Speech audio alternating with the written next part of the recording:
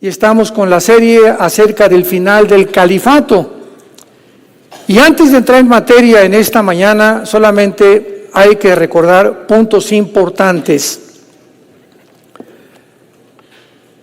El Imperio Otomano Turco, después del Imperio Romano, fue el que continuó en el mundo durante casi 500 años. O sea, los turcos, los musulmanes turcos, se apoderaron después de Roma, que quedó en la Roma oriental, en Estambul, en Turquía, porque ahí terminó el Imperio Romano casi 1000 años después de que el Imperio Occidental había sido derribado en Roma, en la capital.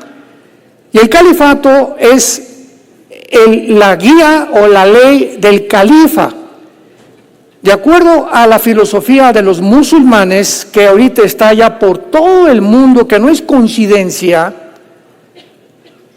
ellos quieren imponer lo que se llama el califato, pero el califato es hasta que aparezca un califa, que es el sucesor de Mahoma, de acuerdo a ellos. Y cuando el Imperio Otomano Turco fue derrotado en 1923 por los ingleses, por el general Allenby, para ser más precisos, el Imperio Otomano quedó sepultado, muerto.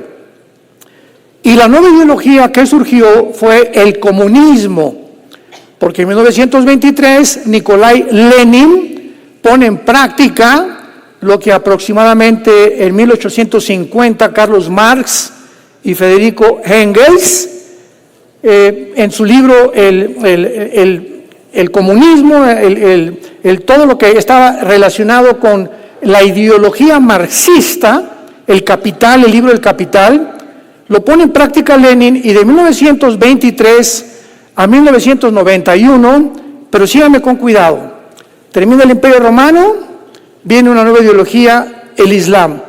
El Islam es derrotado en 1923. 1923 hasta 1991 prevaleció la ideología del comunismo. Acaba en 1991 el comunismo y Estados Unidos surge poderosamente como un poder militar, económico y político en el mundo hasta principios del siglo XXI.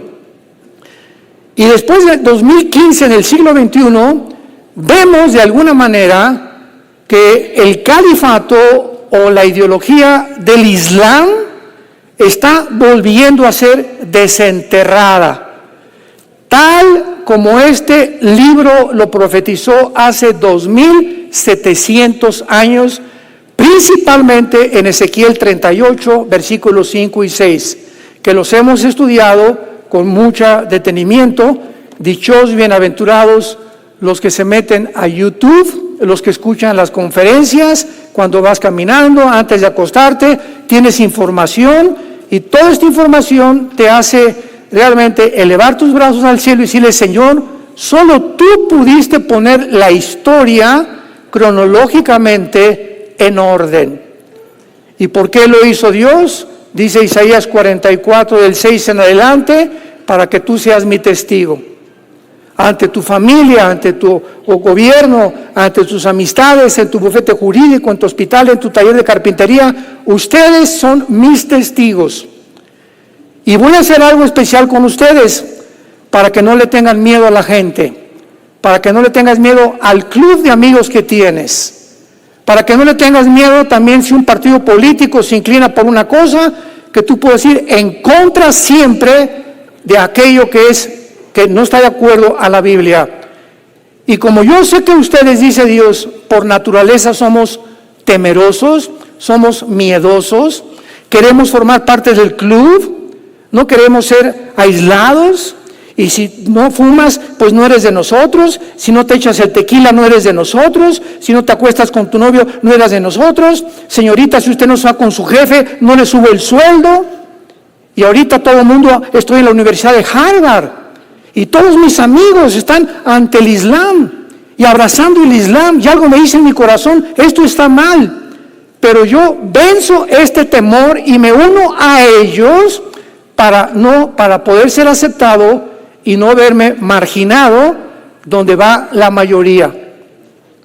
Dice la Biblia, y muchos creyeron en Jesucristo, muchos, pero no le confesaban, no decían que habían creído en Él, porque amaban más la gloria de los hombres que la gloria de Dios.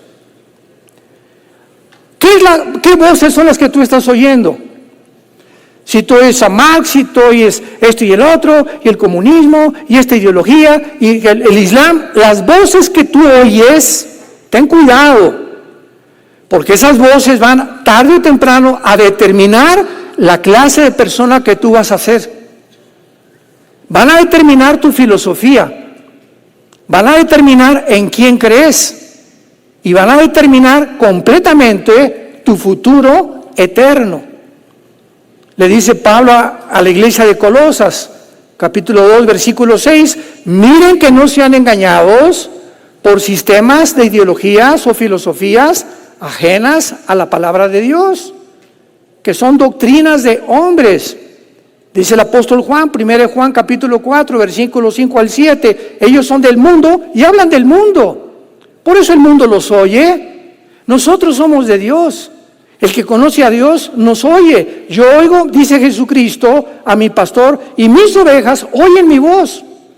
Porque todo aquel que es de la verdad, oye mi voz. En esto conocemos el espíritu de verdad y el espíritu de error. Damas y caballeros, santos de Dios, estamos en un punto en la historia donde ya se está dividiendo la historia y se está determinando si eres de las Chivas o de la América. Tú no puedes tener la mitad de la América y la mitad de las Chivas, ¿verdad? O eres con uno o eres con otro. Ya se está determinando quién es del Real Madrid y quién es del Barcelona. ¿Quién está del lado de Dios y quién está en contra de Dios? Porque Jesús dijo, si no eres conmigo, eres contra mí. O sea, no hay terrenos neutrales. O somos o no somos. Y regreso a mi punto anterior. Como Dios conoce que somos por naturaleza miedosos y temerosos, Dios envió a su Espíritu Santo. Hechos 1:8, y me serán testigos.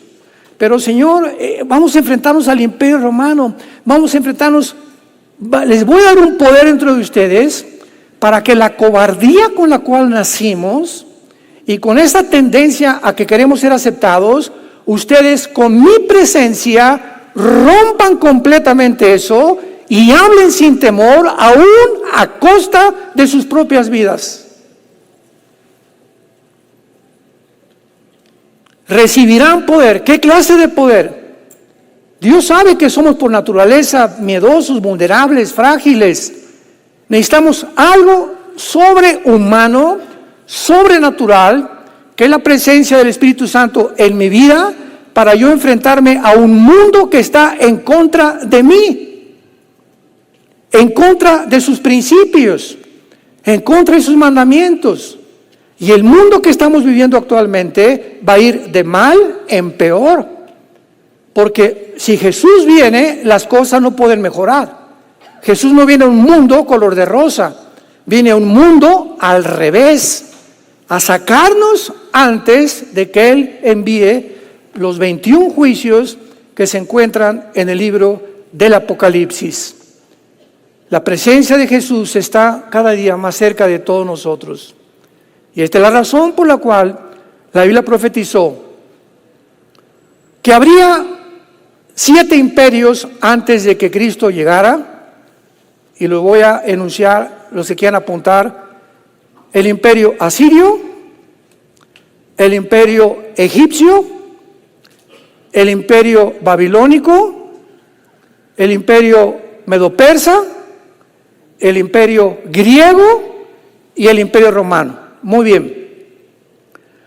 Cuando el apóstol Juan escribe, vamos a Apocalipsis capítulo 17, cuando el apóstol Juan escribe el capítulo 17 del Apocalipsis, vamos a pavimentar el camino primero. Juan vivía bajo el imperio romano, que es el sexto imperio, ¿correcto? Nada más hasta el tiempo de Juan, hace 2000 años, había 6 imperios. Todos estos imperios estuvieron relacionados con la nación de Israel. Y todos estos 6 imperios buscaron esclavizar y exterminar a la nación de Israel. Entonces, aquí en el capítulo 17 de Juan vamos a descubrir algo. Falta el séptimo imperio. Y la pregunta tan importante es la siguiente. Después del imperio romano, ¿cuál es el imperio que va a seguir y que le preparará el camino al anticristo? Porque el séptimo imperio va a ser el penúltimo gobierno mundial que ante nuestros ojos se está formando a través del Islam. Y cuando el anticristo aparezca, él es el octavo. Estudiamos esto ya profundamente en el capítulo 17 del Apocalipsis. Un ángel toma a Juan, lo lleva a un desierto. Versículo 3, me llevó en el espíritu al desierto. Vi a una mujer sentada sobre una bestia escarlata, llena de nombres de blasfemia, que tenía, ¿cuántas? 7 cabezas y 10 cuernos. La mujer estaba vestida de púrpura y escarlata, adornada de oro, piedras preciosas, perlas, tenía en la mano un cáliz de oro lleno de abominaciones y de la inmundicia de su fornicación. Y en su frente un nombre escrito, un misterio: Babilonia la Grande, la madre de las rameras y de las abominaciones de la tierra. Cuando venimos a la Biblia y encontramos un lenguaje como cabezas, cuernos, pues ¿de qué se trata? Y como la Biblia no es de interpretación privada, no es para que, bueno, yo pienso que significa esto. Pues yo me imagino que a lo mejor significa aquello. Dios no nos da a nosotros el adjudicarnos el derecho de interpretar o imaginarte lo que pueda significar, sino que dentro de la misma Biblia se encuentra la interpretación. Y en este pasaje tan difícil, vamos a ver que el Espíritu Santo, aquí adelante, Él toma las riendas de nuestras mentes, de nuestro entendimiento, y vamos a ver cómo ahora el Espíritu Santo nos interpreta y nos dice qué es la bestia, qué es esa mujer sentada arriba de una bestia, qué significan esas 7 cabezas y esos 10 cuernos, porque todo este lenguaje se encuentra anteriormente en el libro de Daniel. Daniel, 600 años antes del apóstol Juan, se le apareció el ángel Gabriel. El mismo ángel que se le apareció a José y María cuando María estaba embarazada e iba a parir al niño Jesús. El mismo ángel es el mensajero de Dios, Gabriel. Y se le aparece 600 años antes a Daniel, capítulo 7, 8, 9 y 10, 11 y 12 del libro de Daniel, y le dice a Daniel: Daniel, te voy a dar un mapa y la cronología de qué forma todos los imperios y políticamente el mundo va a acabar. Entonces, pues Daniel, como vamos a imaginar que es una pintura donde comienza a pintar algo, todo lo que está recibiendo el Espíritu Santo, pero Daniel deja inconclusa esa pintura. Y le dice al terminar el capítulo 12 el ángel a Daniel: todo lo que estás pintando, Daniel, ni tú mismo lo vas a entender. Porque van a tener que pasar 600 años y después 2600 años para que la generación, la última generación de la historia, que somos nosotros, lo pueda comenzar a entender. Entonces, iban a pasar 2600 años hasta que llegáramos al punto en que estamos para que comenzáramos a entender lo que hace 2600 años Dios le reveló a Daniel. Entonces Daniel hace una pintura y esta pintura está inconclusa. Viene Juan y le revela el ángel a Juan la otra parte que le falta a la pintura. Entonces Juan le da las últimas pinceladas a todo el cuadro que se encuentra en el libro del Apocalipsis. Entonces ya tenemos completamente con la revelación de Juan lo que Dios nos quiere decir. Ahora bien, versículo 7, pongan atención. Ante esto, desde luego, Juan se queda, como ahorita muchos de ustedes, ¿qué significa esto, no? O sea, esto es un lenguaje cibernético, o ciencia ficción, o hasta de cuál fumaron, ¿no? Pero no de ninguna manera, es un lenguaje espiritual. Y por eso el ángel le dice, versículo 7, ¿por qué te asombras? Yo te diré el misterio de la mujer y de la bestia que la trae, la cual tiene 7 cabezas y los 10 cuernos. Veamos ahora a continuación, con mucha atención, la interpretación de lo que acabamos de leer, que si no fuera por el ángel, por más inteligente que sea la mente humana, no puede discernir las cosas que pertenecen a la dominio, a la dimensión espiritual. Tiene que venir alguien enviado por el Dios creador de los cielos y la tierra, de la dimensión espiritual, bajar aquí a la tierra y enseñarnos los misterios de Dios. La bestia que has visto, versículo 8, pongan mucha atención.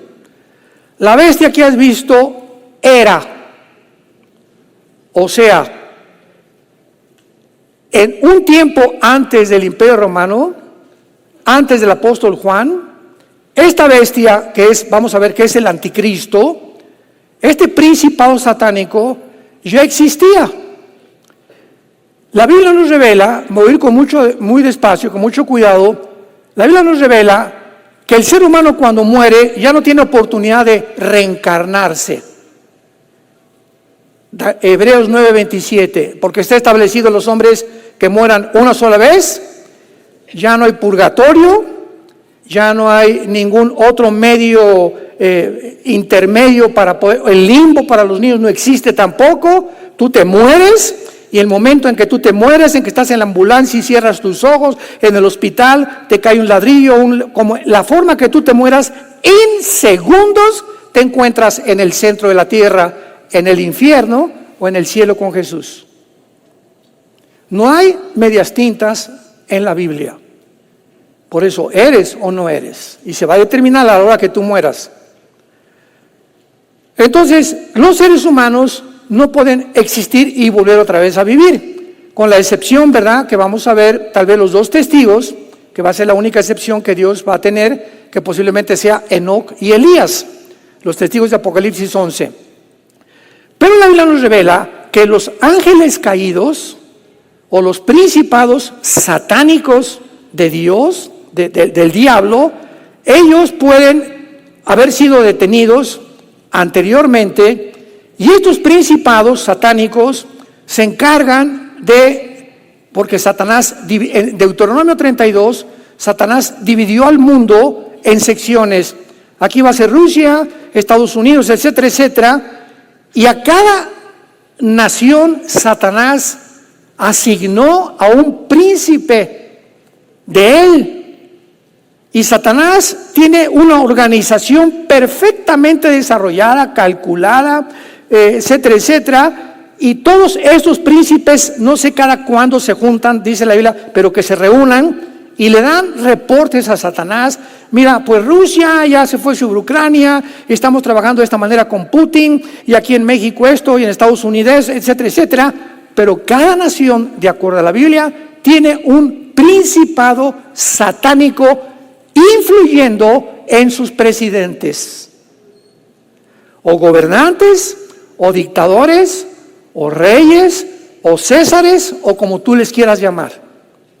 Pero en cada nación, en Roma, en Italia, en todos toda la historia hay principados vigilando las naciones y contribuyendo para las guerras, para los levantamientos, golpes de Estado, insurrecciones, causar problemas, causar dudas, engañar a la gente con muchas cosas. Esa es su misión. Entonces, aquí se está hablando de un principado que existía antes de Juan. Este es el principado que va a entrar en el anticristo. Apocalipsis 11, 7 y 8. Vi la bestia que subía del abismo. Él se encuentra, ¿en dónde? En el abismo se encuentra ahorita. Y hasta esta época en la que tú y yo estamos viviendo, el anticristo va a nacer de una mujer, normalmente como un ser humano, pero no sé si a los 30 años el principado va a entrar en este personaje llamado el anticristo para proveerle, dotarlo de poderes sobrehumanos, para que este personaje haga milagros que van a asombrar al mundo entero, al grado que va a hacer llover fuego del cielo, milagros, etcétera, etcétera, y que la gente lo va a adorar. Entonces, vamos por orden. La bestia que has visto era, y no es, en el tiempo de Juan, este principado satánico estaba encerrado. Y está, ahí lo explica, para subir del abismo. Lo que dice Apocalipsis, chécalo, 11, versículo 7, que sale del abismo para meterse al anticristo posteriormente. Muy bien. Y los moradores de la tierra, aquí sabemos que es el anticristo por esto. O sea, los moradores de la tierra, aquellos cuyos nombres no están escritos desde la fundación del mundo en el libro de la vida, se asombrarán viendo la bestia que era y no es y será. Aquí ya no tenemos duda, lo corrobora Apocalipsis capítulo 13, y el mundo adoró a la bestia.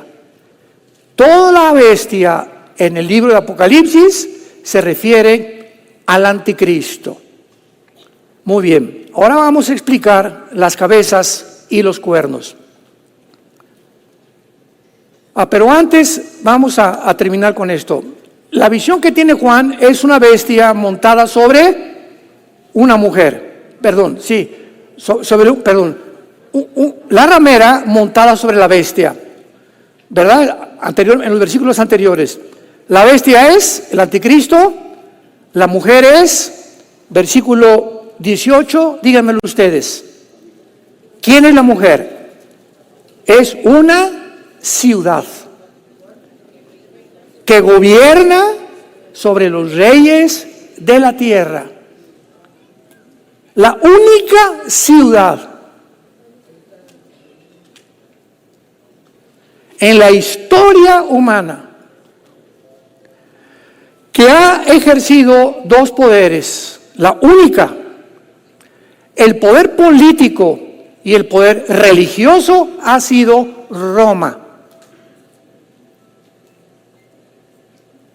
18 siglos, Roma controló Francia, Inglaterra, Bélgica, Bulgaria, Rumanía, Alemania, y desde el asiento en la ciudad del Vaticano se encontraba el rey, que era el Papa.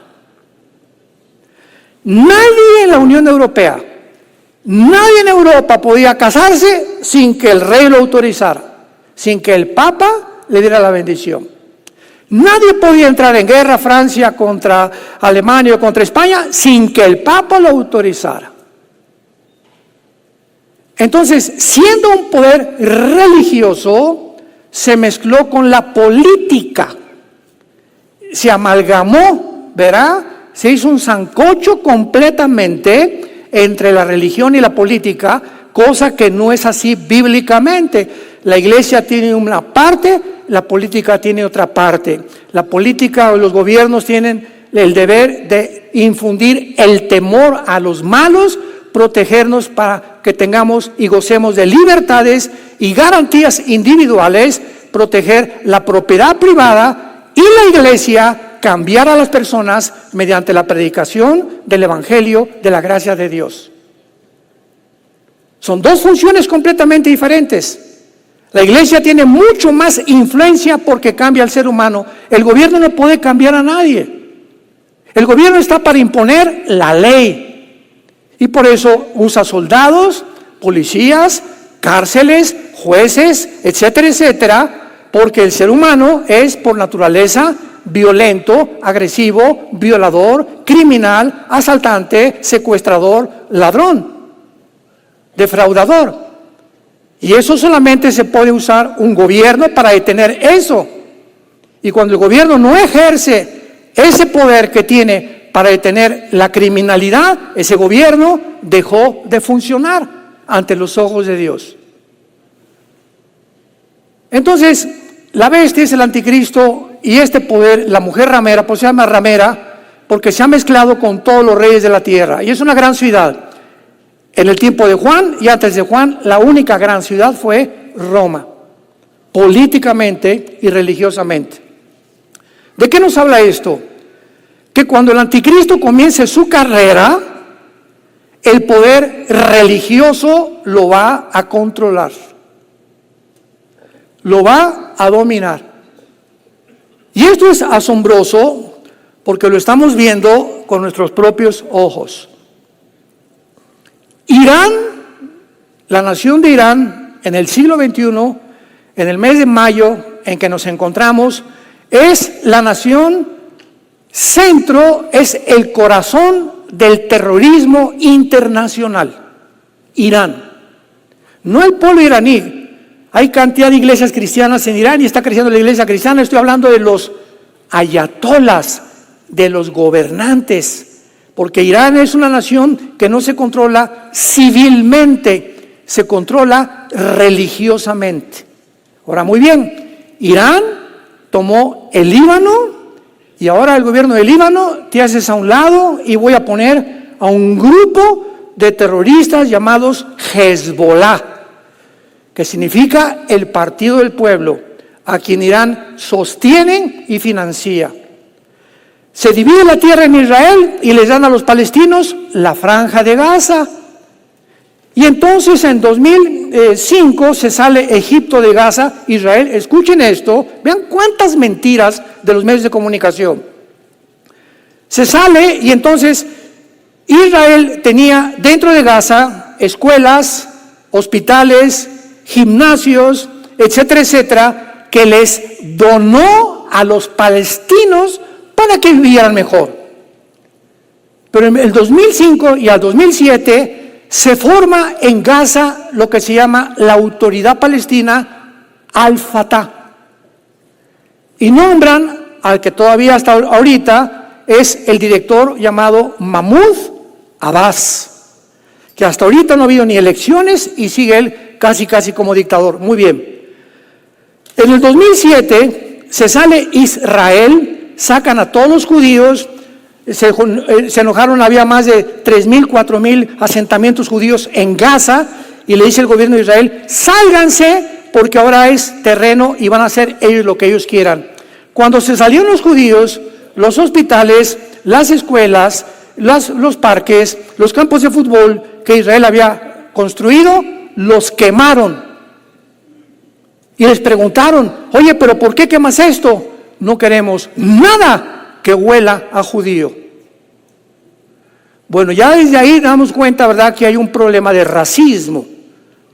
Porque fíjense ustedes, del 2007 en adelante, había palestinos que no estaban de acuerdo con este gobierno. Entonces el gobierno de Al-Fatah, de Mahmoud Abbas, supo que si en la Constitución y en la agenda del Movimiento para la Liberación de Palestina en los 80s que fundó un terrorista llamado Yasser Arafat, dice la Constitución en el artículo 25, métete a internet y búscalo.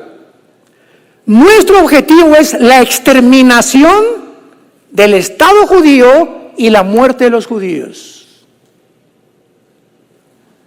Por el amor de Dios. Ese es nuestro objetivo.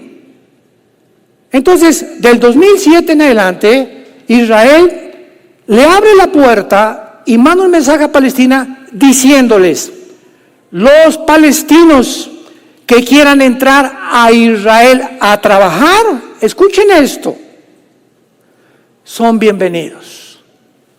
Peace and love. No queremos ningún problema con ustedes. Y desde 2007 comenzaron a entrar miles de palestinos árabes, porque nunca ha existido una nación llamada Palestina, jamás en la historia. Le cambiaron el nombre de Israel a Palestina el emperador Adriano, ¿verdad?, para truncar el nombre de Israel, que significa el que lucha junto a Dios. Pero una nación como Palestina jamás ha existido, nunca, ni tampoco ha habido una asamblea de diplomáticos tratando el problema en Palestina en las Naciones Unidas. Palestina tiene oídos en las Naciones Unidas, pero no está considerado ni por las Naciones Unidas ni por ninguna institución como una nación. Entran todos los palestinos a Israel y se les da, síganme con cuidado, se les da trabajo, se les da comida.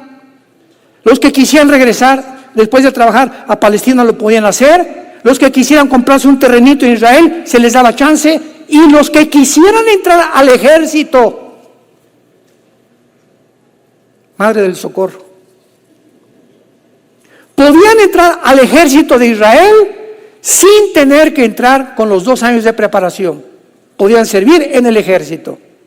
Y los que quisieran residencia, por el amor de Dios, se les daba la residencia con los mismos derechos que todos los judíos.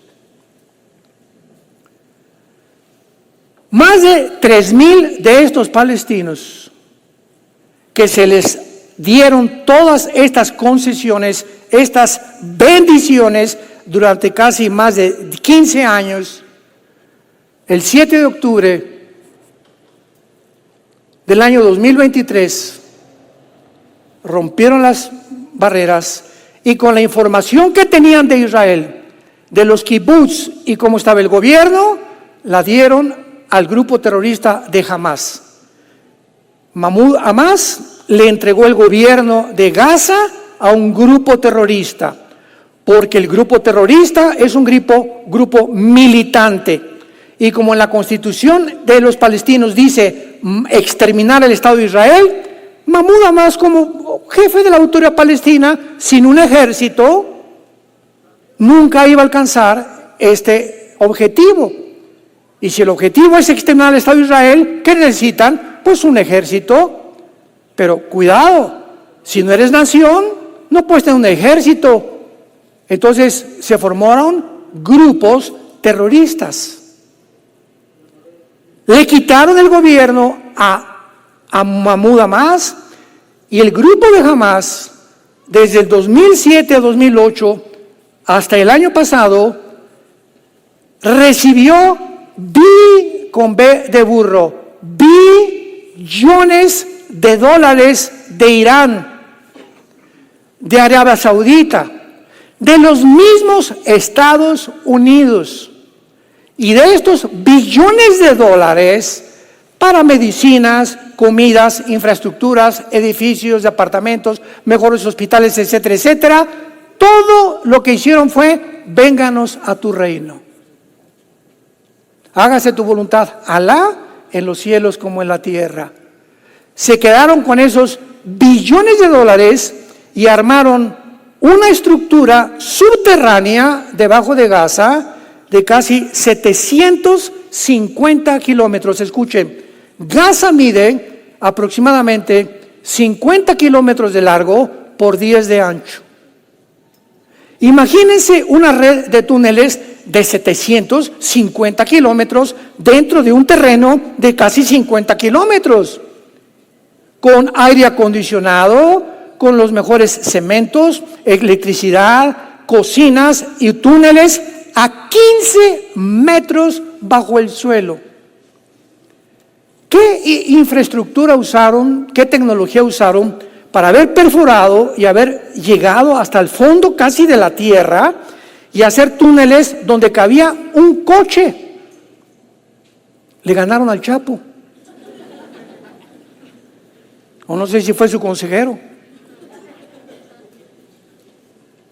Todos esos billones de dólares los hicieron en túneles. ¿Con qué propósito? Comenzaron a desarrollar este propósito el 7 de octubre. Se salieron, rompieron las barreras y más de 3,000 terroristas entraron a los kibutz. A los bebés los metieron en un horno. Me van a perdonar el lenguaje que voy a usar. Le sacaron los ojos enfrente de bebés de 6 meses, enfrente de los papás, con un atornillador en los ojos. Ya que acabaron con los bebés, los quemaron o los metieron a un horno enfrente de los papás. Imagínate tú amarrado de la mano viendo eso con tus bebés, con tus hijos. Ya que acabaron con los bebés, siguieron con las mujeres y les abrieron el vientre enfrente del esposo. Y mientras el esposo veía esto, le cortaron las manos a los varones, para que con el dolor que tenían del bebé y la mujer, siguieran sufriendo. Y cuando acabaron, los quemaron a todos juntos. Esto es diabólico. Ni siquiera los nazis habían caído en una masacre como la que ellos hicieron. Y aparte se llevan a 250 rehenes y matan a 1,200 judíos. ¿Qué nación, vamos a pensar objetivo y lógicamente, qué nación, imaginemos que entran de Guatemala 3,000 personas y entran a Chiapas, entran a toda la zona, a Quintana Roo, etcétera, etcétera, hacen esta matazón, se llevan a mexicanos secuestrados a Guatemala y México dice, abrazos, no balazos. ¿Se imagina que reaccionáramos de esa manera? La Biblia le dio a los gobiernos en la Biblia el derecho de usar la fuerza, la violencia, el ejército, la policía, las cárceles, porque la naturaleza humana es de maldad. Entonces no puede permitir un gobierno que esto suceda. Tendríamos que reaccionar, ¿verdad? Y ahora hay una cosa importante. De acuerdo a la ley internacional de las guerras, cuando se declara esto, casi le toca a México esto hace como 6 meses. Cuando un gobierno, por ejemplo, califica a un grupo dentro de una nación, en este caso México, que si los cárteles de la droga o cualquier grupo se les califica como terroristas, la Constitución mexicana dice que si un agente del FBI quiere entrar a México no puede entrar armado. En otros presidentes los han permitido. Y si quiere entrar la policía, no puede entrar la policía porque es México.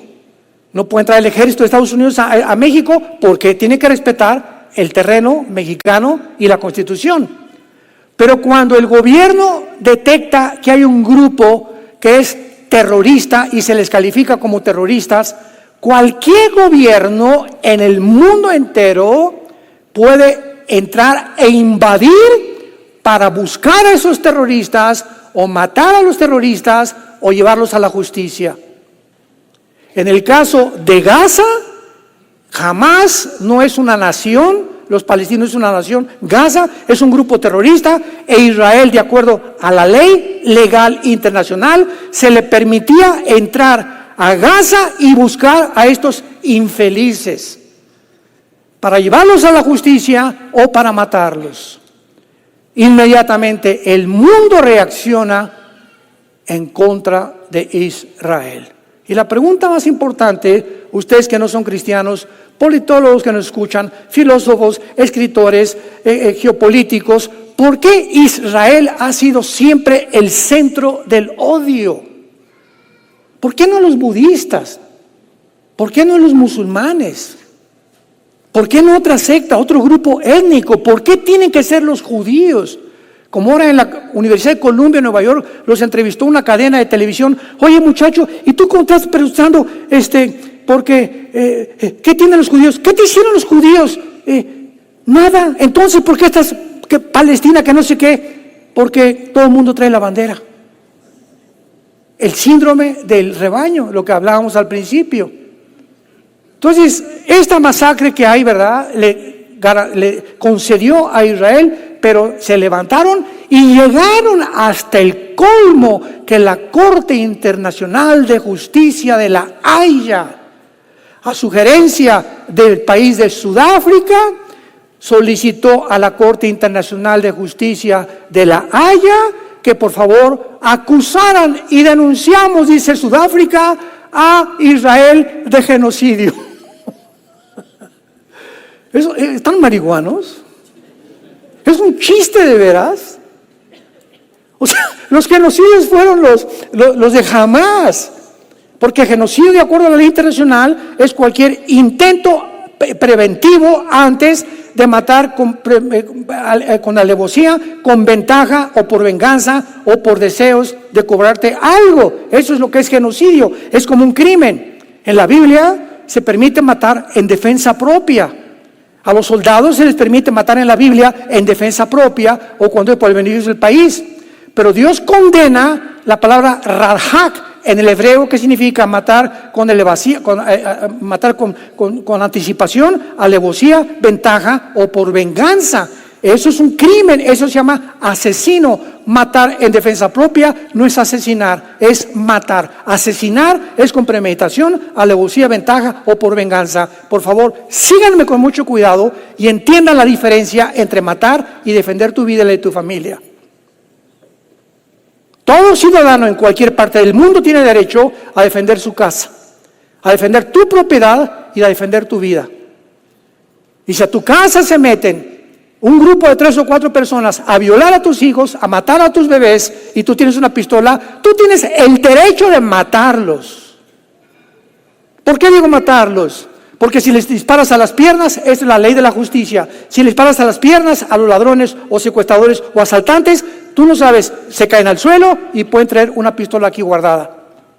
Por eso a la policía se le dice en Estados Unidos que siempre que tiren es de aquí a acá. Siempre te da una pistola, quiero que te digas, esta pistola es para matar, no para lastimar.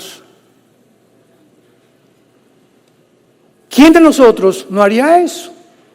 Todos. ¿Por qué? Porque es mi familia y no voy a permitir que nadie haga eso con mi familia.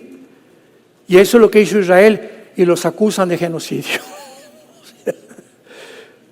Creo que ustedes vieron el video que subimos en YouTube, donde yo di estoy dando casi cada 2 semanas algo en vivo, y hablé sobre eso precisamente y le dije sobre la Corte Internacional Penal de Justicia. ¿Cómo es posible que la Corte, vean ustedes, les dije, le llamé al video la degeneración o lo absurdo en lo que se encuentra en la justicia internacional? La Corte Internacional de Justicia está compuesta por 15 o 17 jueces. Muy bien, me llega una solicitud, Sudáfrica la firma, demandemos por genocidio a Israel. Número 1, cualquier juez, vean la hipocresía, cualquier juez que forma parte de esta institución inmediatamente tiene que saber lo siguiente. Muy bien, ¿cuál es la acusación? Genocidio. ¿Qué es genocidio? Para que se pueda aplicar el castigo por genocidio. Y en este caso, al entrar Israel a Gaza, no fue genocidio. Genocidio fue el de Hamás a Israel. Entonces, el momento en que yo recibo esto, digo, discúlpenme Sudáfrica, pero de acuerdo a este escrito, no tiene ninguna relevancia porque no se ajusta a la definición de genocidio que en 1944, por primera vez, esta palabra no existía en el diccionario. La palabra genocidio aparece a partir de 1944, cuando alguien buscó un abogado en Europa para determinar lo que los nazis estaban haciendo, que era un genocidio, aparece en el diccionario Webster la palabra genocidio. Entonces, ¿qué iban a hacer los jueces? Devolver la solicitud, pero no la devolvieron. Se hicieron y siguieron el juego. La vamos a examinar. ¿Examinar qué cosa? Por el amor de Dios, partiendo del punto que no coincide con la definición de lo que es un genocidio. Y ahí la tuvieron como 1 semana, 2 semanas, y el mundo, ya ves, es cierto, el genocidio, Finalmente, gracias a Dios, la Corte Internacional de Justicia dijo, discúlpeme, no es genocidio, y le devolvieron. ¿Por qué jugaron 2 semanas con esta solicitud la Corte Internacional de Justicia? Para darle oportunidad a que mientras jamás pudiera tener la simpatía, se hicieran las víctimas ante el mundo, que estamos, y los niños, y están matando, están muriéndose de hambre en Gaza y todo, y el mundo se volcara, como se ha volcado en las últimas 2 semanas, en las universidades norteamericanas en contra de Israel. Los gritos son muerte a Israel. Harvard, Princeton, Yale, Oxford, universidades que se asume, se piensa, obvio que son muchachos inteligentes. En Harvard no aceptan a cualquiera, ni en Yale, ni en Princeton, ni en Oxford, que son muchachos que tienen un nivel de intelectual, ¿verdad?, bastante elevado, un IQ bastante elevado. Sin embargo, estos muchachos, que son el futuro presidentes de las naciones, los futuros jueces de la humanidad, se están reuniendo por miles, asusados por un grupo tremendo que está financiando detrás de ellos, y como mosquitas los están cayendo en la trampa todos, y todos porque lo hacen, son inteligentes, son intelectuales, sin embargo, no quieren sentirse a un lado de la manada. Quieren ser aceptados, y si Yale y Oxford y Princeton y Yale, etcétera, etcétera, lo hacen y nosotros no lo hacemos, nos vamos a sentir que somos diferentes. Nos unimos a un grupo, aunque no entiendo lo que estoy haciendo, crucifícalo, crucifícalo, crucifícalo. La historia se repite una y otra vez. Nos encontramos en un mundo completamente al revés. Y finalmente dice el versículo 9, Apocalipsis 17, esto para la mente que tenga sabiduría. Muy bien, las 7 cabezas que estaban sobre la bestia son 7 montes sobre los cuales se sienta la mujer, y son 7 reyes. Aquí vemos entonces que las 7 cabezas representan a los 7 imperios de la historia. Repito, Asiria, Egipto, Babilonia, Medo-Persia, Grecia y Roma, que es el 6º. Entonces dice aquí, son 7 reyes, 5 de ellos han caído.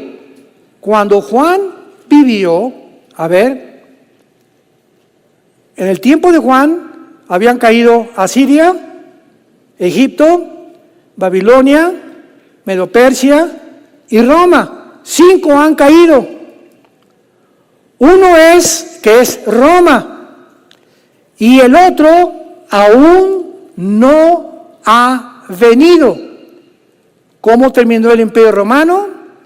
Después de que se levantaron y cayó el Imperio Occidental, Roma se dividió en 2, en el Imperio Occidental y el Imperio Oriental. El occidental duró como 300 años con la capital en Roma, pero el Imperio Romano Oriental acabó en Estambul, en lo que era Constantinopla antigua, lo que es Turquía en el siglo moderno, y duró casi 1000 años más. Y después del Imperio Romano, ¿qué imperio siguió? Ya lo vimos al principio. El Imperio Otomano Turco. En otras palabras, el 7º no había venido en los tiempos de Juan. Ante nuestros ojos ha comenzado a resurgir. El Imperio Otomano volverá y resucitará. Déjenme leerles nada más como un botón de muestra para que se den cuenta la influencia del Islam en el mundo entero, principalmente en Europa. El alcalde de Londres, musulmán. El alcalde de Birmingham, todo esto es Inglaterra, Reino Unido. El alcalde de Birmingham, musulmán. El alcalde de Leeds, musulmán. El alcalde de Blackburn, musulmán. El alcalde de Sheffield, musulmán. El alcalde de Oxford, musulmán. El alcalde de Luton, musulmán. El alcalde de Oldham, musulmán. El alcalde de Rothschild es musulmán. Todo eso lo lograron solo 4 millones de musulmanes de 66 millones de personas en Inglaterra. Hoy en día hay más de 3,000 mezquitas en Londres nada más. Hay más mezquitas musulmanas en Londres que iglesias cristianas, católicas o evangélicas. Hay más de 50 consejos de la Sharia en Inglaterra. El 63% de los musulmanes no trabajan. Reciben apoyo estatal más vivienda gratuita. ¿Qué mundo tan loco estamos viviendo? Despertemos. Las familias musulmanas subvencionadas por el Estado con una media de entre 6 y 8 niños reciben alojamiento gratuito. Ahora, todas las escuelas, sin excepción, en Inglaterra, tienen la oportunidad de impartir lecciones sobre el Islam obligatorias por parte del gobierno. ¿Qué dice la Biblia? En Ezequiel 38, que casi lo acabamos en las últimas series, versículo 5 y 6 de Ezequiel, rápidamente se profetiza una invasión que viene de naciones todas musulmanas sobre Israel, dirigidas principalmente tal vez por Turquía, y está Persia, que es Irán. En 1935 se le cambia el nombre de Persia a Irán. Cusifut, que son Sudán y Etiopía. Ayer, Irán invita a Sudán y Etiopía a unirse. Irán les va a mandar drones a Sudán y Etiopía. Claro, Sudán fue la nación que cuando vivía Osama Bin Laden le dio asilo político y lo resguardó y lo cuidó. Naciones que están junto al Mar Rojo, abajo de Egipto, que la Biblia profetizó en Ezequiel 35:5, que serían las naciones que serían aliadas a el futuro dictador mundial, que es el anticristo. Y cuando aparezca el Mahdi, que es el Mesías que el Islam está esperando, para nosotros va a ser el anticristo. Y cuando se sienten los judíos a firmar un tratado de paz por 7 años, con un hombre con un poder tan grande, que para que el gobierno judío se siente con un hombre en una mesa y este hombre les diga, les prometo 7 años de protección, nadie los va a tocar, nadie del mundo árabe, yo los voy a proteger. ¿Quién será este hombre tan poderoso que el Islam y los árabes lo van a obedecer? El Mahdi, que para ellos es el Mesías. Y reconociéndolo como el Mesías, le va a decir, tranquilos, a los 3 años y medio comienza la persecución. Y para nosotros es el anticristo. Entonces, esto nos muestra claramente el surgimiento del califato, la resurrección del califato que vivimos en la última etapa de la historia humana. ¿Estás tú preparada? ¿Preparado para encontrarte con Dios? ¿Tienes a Jesucristo como tu Señor y Salvador? ¿Cuáles son tus convicciones ahora que tú estás viviendo? ¿Estás dispuesto a dar tu vida por Jesús? ¿Estás dispuesto a ir en contra de lo que sea con tal de seguir a Jesucristo? Él colgó en una cruz, fue crucificado, enterrado y a los 3 días levantado para que nosotros ya no viviéramos para nosotros, sino para aquel que vive por los siglos de los siglos. Y que si tú no lo tienes en esta mañana, Él te da el poder del Espíritu Santo para que entre a tu vida y te vuelva de un cobarde a un valiente, de una mujer frágil en una mujer temeraria, con visión, con fuerza para sostener a sus hijos y su casa. Para hombres con convicciones, para que permanezcan fieles a su esposa, fieles a sus hijos, fieles a la palabra de Dios. Y cuando tú mueras, que nuestros hijos digan, ¿a quién murió muy millonario? Pues me dejó un edificio de apartamentos. No, mi papá tal vez no nos dejó nada, nos dejó lo más importante, nos dejó a Jesucristo. Y yo puedo morir en paz, aunque no les deje una casa a mis hijos, porque sé que si tienen a Jesucristo, Él nunca los va a abandonar, nunca los va a dejar, y está garantizada que llegarán a la meta y nos veremos todos en el cielo. ¡Aleluya! Gloria al Señor.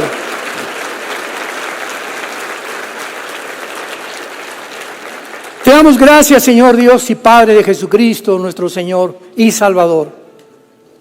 El que nos corona de favores y misericordias, el que rescata de nuestra vida del hoyo, el que sana todas nuestras dolencias.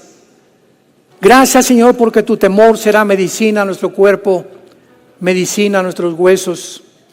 Aún en la vejez estaremos vigorosos y verdes, y floreceremos como la palmera, creceremos como el árbol del Líbano, para anunciar al mundo que tú eres nuestra fortaleza y que en ti no hay injusticia.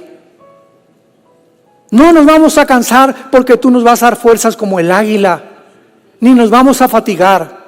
Nos mantendrás con energía durante toda nuestra vida. Nos concederás las peticiones de nuestro corazón porque hemos esperado en ti. Y nadie que te conoce será avergonzado porque esperamos en aquel que dice: yo soy el camino, la verdad y la vida. Recibe a Cristo en esta mañana con todo tu corazón. Ábrele tus brazos de tu vida interior y dile: Señor mío y Dios mío, perdona mis pecados. Creo que en la cruz pagaste por ellos con tu sangre y que a los 3 días, después de haber sido enterrado, crucificado y resucitado, vienes a mí a darme la vida eterna. Te recibo, Jesús. Dame ese poder que no tengo para ir en contra del mundo, en contra de la opinión popular, porque son los pocos los que hacen que cambien las cosas, porque no nos has llamado a detener el diluvio, sino a meternos en el arca. No podemos cambiar las circunstancias locas del mundo que vivimos.